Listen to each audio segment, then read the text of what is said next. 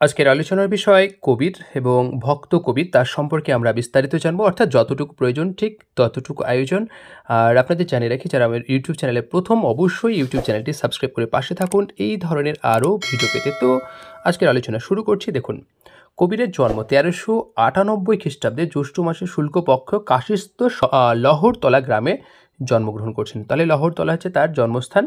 এবং পরিবার সম্পর্কে অনেক দ্বিমত রয়েছে। তিনি বলছেন পালিত পিতা মাতার কাছে মানে বড় হয়েছেন। তো দেখি একটু, পিতার নাম হচ্ছে নূর, মায়ের নাম হচ্ছে নিমা, আর পত্নীর নাম লই, আর পুত্র কন্যা পাওয়া যাচ্ছে কমাল ও কমালী নামে। এবার কবিরের নাম সম্পর্কে একটু অর্থ। কবিরের নামটি কিন্তু আরবি আল কবির শব্দ থেকে এসেছে, যার অর্থ হলো মহান। তাহলে এইটুকু অন্তত জানুন। এরপর কবিরের গুরুর নাম দেখে নিই। কবিরের গুরু রামানন্দের শিষ্যদের অন্যতম ছিলেন কবির, অর্থাৎ কবিরের গুরুর নাম পাচ্ছি রামানন্দ। আর দোহার সংখ্যা 500-র বেশি, অর্থাৎ কোথাও 570ও পাওয়া যাচ্ছে। যাই হোক, এটা অনেক বিতর্ক রয়েছে, সংখ্যা নিয়ে হয়তো প্রশ্ন আসবে না, কারণ তিনি নিরক্ষর ছিলেন, মুখে মুখে বলে গেছেন, এবং তার কিছু কিছু শিষ্য সেইগুলো কিন্তু লিপিবদ্ধ করে গেছেন, এবং সেই সংখ্যাটাই পাওয়া যাচ্ছে। দোহা বা গান সংগ্রাহক ক্ষেতিমোহন সেন কবিরের দোহাগুলি সংগ্রহ করছেন। এটা ভীষণ ইম্পর্টেন্ট আমাদের বাঙালিদের ক্ষেত্রে। তিনি 4 খণ্ডে কবির গ্রন্থ প্রকাশ করছেন। প্রথম খণ্ড প্রকাশ 1317, আর উৎসর্গ করছেন অবনীমোহন সেনকে। এরপর দেখুন, কবির পন্থ, তার ধর্মভাবনা কবির পন্থ নামে পরিচিত। এরপর আরেকটি টার্ম আমরা পাচ্ছি, দেখুন, সেটা হচ্ছে বীজক বা মূল। এটা কি? কবিরের সংগৃহীত বাণী বীজক বা মূল নামে কিন্তু পরিচিত, এবং কবির মতের সবচেয়ে পুরানো ও সংগ্রহ হচ্ছে বীজক। তাহলে এটা কিন্তু সবথেকে পুরাতন। এবং বীজক কি?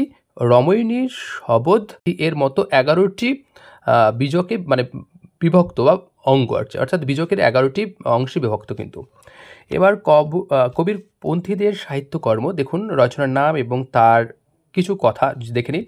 অমরমূল, এই বিষয়টা কি? এটার বিষয় হচ্ছে কবির দাস ও ধরম দাসের মধ্যে কথোপকথন আকারে রচিত। আলিফ নামা, এটি বীজকের চৌতসী ধরনের রচনা। তারপরে কবির বাণী, কবির দাস ও ধরম দাসের মধ্যে কথোপকথন আকারে বিবিধ বিষয় নিয়ে রচিত। আর কবির মনসুর, এটি হচ্ছে পরমানন্দ, এটি উর্দু ভাষায় রচনা করছেন। তাহলে পরমানন্দ বলে একজন ব্যক্তি, এবং কবির পন্থীদের সম্পর্কে বিস্তারিত আলোচনা আছে এই গ্রন্থে। আরও রচনা পাচ্ছি, দেখুন, কর্মবোধ, এটি কিন্তু ধর্মবোধ সম্পর্কে আলোচনা করা হয়েছে। তারপরে সুখনিদান, এটি কিন্তু সুখনিদানটা কি? এই রচনায় কবির দাসের মতামত ব্যক্ত হয়েছে। তারপরে গোরক্ষ গোষ্ঠী বা গোরক্ষ কি গোষ্ঠী, এটা কবির দাস ও যোগী গোরক্ষনাথের মধ্যে দার্শনিক আলোচনা। তারপরে গুরু মাহাত্ম্য, এটি কিন্তু পদ্যগ্রন্থ। চৌকা সরোদয়, এটি হচ্ছে চৌকা অনুষ্ঠানের আলোচনা। তারপর জীবন ধর্মবোধ, এটি ধর্ম সংক্রান্ত নানা বিষয়ের আলোচনা এই গ্রন্থে রয়েছে। তার চেয়ে ভবতারণ, এটা কবিরদাস ও ধরমদাসের মধ্যে কথোপকথন আকারে রচিত। তারপর হচ্ছে মুক্তিমূল, কবিরদাস ও ধরমদাসের মধ্যে কথোপকথন আকারে রচিত, একই বিষয় বারবার। তারপরে মুক্তিবোধ, চৌপাই ও সাক্ষী আকারে লেখা। চৌকা অনুষ্ঠানের কথা আছে এটাতে। আর নিরঞ্জনবোধ চৌপাই ও সাক্ষী আকারে লেখা এটিও। আর জ্ঞানবোধ, এটি কবির মতে প্রাধান্য প্রতিষ্ঠা, অর্থাৎ কবিরের যে মত, সেই কবিরের মত কিন্তু প্রতিষ্ঠিত পাচ্ছে। কবিরের মৃত্যু দেখে নিই। মৃত্যু হচ্ছে 1518 খ্রিস্টাব্দে মাঘ মাসে কাশীর নিকটস্থ বা নিকটবর্তী বস্তি জেলার মগহর গ্রামে দেহত্যাগ করছেন। ক্ষেতমোহন সেনের কবির গ্রন্থ প্রথম খণ্ডের ভূমিকা থেকে জানা যাচ্ছে। জেনে রাখো, তার সঙ্গে গোস্বামী তুলসী দাসের একমাত্র তুলনা করা, অর্থাৎ কবিরের সঙ্গে তুলনা করা যায়। কবিরের গানে অনুপ্রাণিত হয়েছেন গুরু নানক। কবিরের সাথে দিল্লিপতি সিকন্দর শাহ লোদির সাক্ষাৎ হয়েছিল। আর 1297 সালে শ্রী পঞ্চানন ভট্টাচার্য মহাশয় প্রথম কবির গ্রন্থ প্রকাশ করেন। এবার কবিরকে নিয়ে রচিত কিছু নমুনা দেখে নিই একটু গ্রন্থ। বীজকমূল, এটা হচ্ছে খেমরাজ কৃষ্ণদাস লিখছেন। তারপর হচ্ছে দেখুন পরমার্থ রাজনীতি ধর্ম, এটা লিখছেন সাধু কাশীদাস। আর বীজক কবির সাহবকা, এটা লিখছেন পূর্ণদাস সাহব।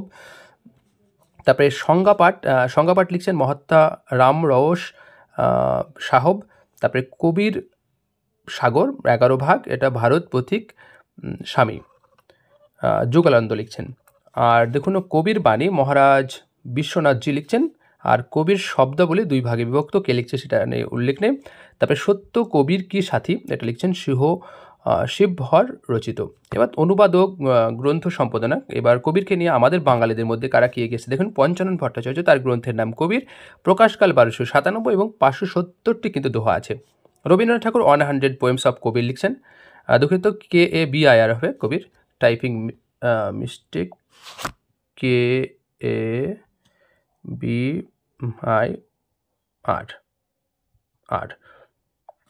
তাহলে কবির আমরা পাচ্ছি। এবং এই গ্রন্থ সম্পাদনে দেখুন, এটা প্রকাশকাল 1915, গ্রন্থ সম্পাদনে সাহায্য করছেন ইভেনিল আন্ডারহিল, ভীষণ ইম্পর্টেন্ট, এবং 100টি পদের কিন্তু ইংরেজি অনুবাদ রয়েছে। তারপরে কল্যাণী মজুমদার দেখুন, কবিরের দোহাবলী নামে তিনি গ্রন্থি করছেন, প্রকাশকাল 1415 বঙ্গাব্দ, এখানে কবিরের 208টি পদ রয়েছে। সঞ্জীব চট্টোপাধ্যায় কবিরের প্রেম পেয়ালা নামে অনুবাদ করছেন একটি গ্রন্থ, এটি আত্মজীবনীমূলক রচনা।